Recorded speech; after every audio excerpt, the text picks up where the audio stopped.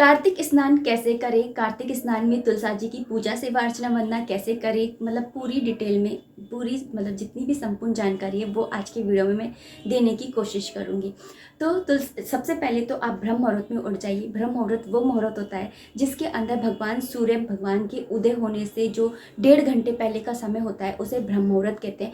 उस समय में आपको उठ करके अपने नित्य कर्म से निवृत्त हो जाना है और जब भगवान सूर्य भगवान जो है उदित हो रहे होते हैं उस समय तक आपको स्नान करके एक जल का लोटा लेकर के आपको भगवान सूर्य नारायण भगवान जी को जल अर्पित करना होता है। भगवान सूर्य नारायण भगवान जी को जल अर्पित करने के बाद में आपको भगवान लड्डू गोपाल जी की, भगवान श्री हरि की पूजा सेवा अर्चना वंदना करनी होती है। अगर आप जैसे दिया लगाते हैं, मगर जैसे तस्वीर है तो आप दिया लगा दीजिए, और अगर तस्वीर नहीं है, लड्डू गोपाल जी हैं, तो आप उनका पंचामृत से अभिषेक कर सकते हैं। डेली नहीं कर सकते हैं तो जैसे एकादशी आएगी, पूर्णिमा मतलब एकादशी आएगी है ना, और बृहस्पतिवार पड़ता है तो उन दिनों में आप कर सकते हैं।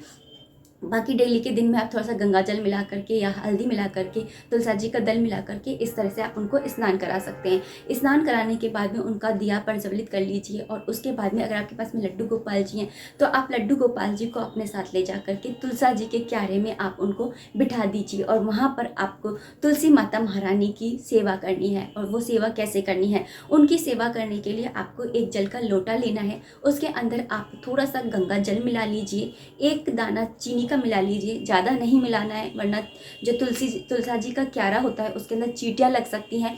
तो आप उसके अंदर एक दाना तुलसा जी का मिला लीजिए और उसके अंदर थोड़ी सी हल्दी मिला लीजिए। इस तरह से ही सारी चीज़ें मिला करके, और एक बूंद कच्चा दूध भी मिलाना होता है। तो ये सारी चीज़ें मिला करके आप तुलसा जी को सींचना होता है, उनको उनकी जड़ों में जल डालना होता है। जल डालने के बाद में आप उनको मतलब उनको हल्दी और चंदन से तिलक कीजिए, और वहाँ पे लड्डू गोपाल जी बिठाएं तो उनको भी कर दीजिए चंदन और तिलक, मतलब चंदन और हल्दी से तिलक। उसके बाद में वहाँ पे आपको ना दिया प्रज्वलित करना है, जिसे दीपदान करना कहते हैं। दीपदान करने के लिए आप घी का या तिल के तेल का उपयोग कर सकते हैं, इन दोनों में से कुछ भी यूज़ कर सकते हैं। मतलब सरसों का तेल आपको यूज़ नहीं करना है, कहने का मतलब ये है। आप तिल का तेल या घी का यूज़ कर सकते हैं। यह प्रज्वलित कर लेना है, और प्रज्वलित करने के बाद में आपको वहीं पर ही एक आसन बिछाना है।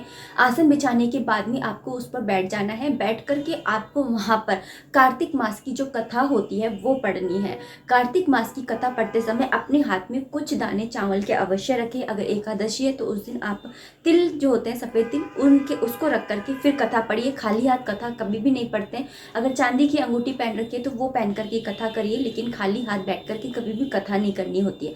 तो इस तरह से आपको बैठ करके कथा करनी है। कथा करने के बाद में आपको आरती करनी है। अगर आपको तुलसी माता महारानी की आरती आती है तो वो आरती करिए। अगर वो नहीं आती है तो आप भगवान श्री हरि की ओम जय जगदीश वाली आरती भी कर सकते हैं। इतना करने के बाद में आपको माता जो तुलसी माता महारानी है उनकी परिक्रमा करनी है। परिक्रमा जो होती है वो आप मतलब कम से कम आपको 4 परिक्रमा करनी होती है। उसके अलावा आप ज़्यादा से ज़्यादा कितनी भी कर सकते हैं, 21 कर सकते हैं, 11 कर सकते हैं, 51 कर सकते हैं, 108 कर सकते हैं, 1100 कर सकते हैं।